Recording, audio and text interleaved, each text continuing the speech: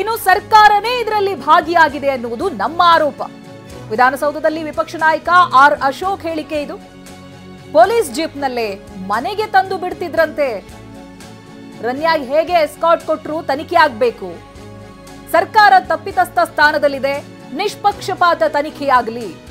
ಯಾರು ತಪ್ಪು ಮಾಡಿದ್ದಾರೋ ಅವರ ವಿರುದ್ಧ ಕ್ರಮ ಆಗಲಿ ಅಂತ ವಿಪಕ್ಷ ನಾಯಕ ಆರ್ ಅಶೋಕ್ ಆಗ್ರಹಿಸಿದ್ದಾರೆ. ಸರ್ಕಾರ ನಿನ್ನೆನೇ ನಾನು ವಿಧಾನಸಭೆಯಲ್ಲಿ ಹೇಳಿದ್ದೀನಿ, ಅವರಿಗೆ ಪೊಲೀಸ್ ಜೀಪಲ್ಲಿ ಯಾವಾಗೂ ಕರ್ಕೊಂಬರ್ತಾ ಇದ್ದಾರಂತೆ. ಕಳ್ತನ ಮಾಡಿದ ಮೇಲೆ ಪೊಲೀಸ್ ಜೀಪಲ್ಲಿ ಕರ್ಕೊಂಬಂದು ಮನೆಗೆ ಬಿಡ್ತಾ ಇದ್ದಾರಂತೆ. ಅಂದರೆ ಸರ್ಕಾರನೇ ಇದರಲ್ಲಿ ಭಾಗಿಯಾಗಿದೆ ಅನ್ನೋದು ನಮ್ಮ ನೇರ ಆಪಾದನೆ.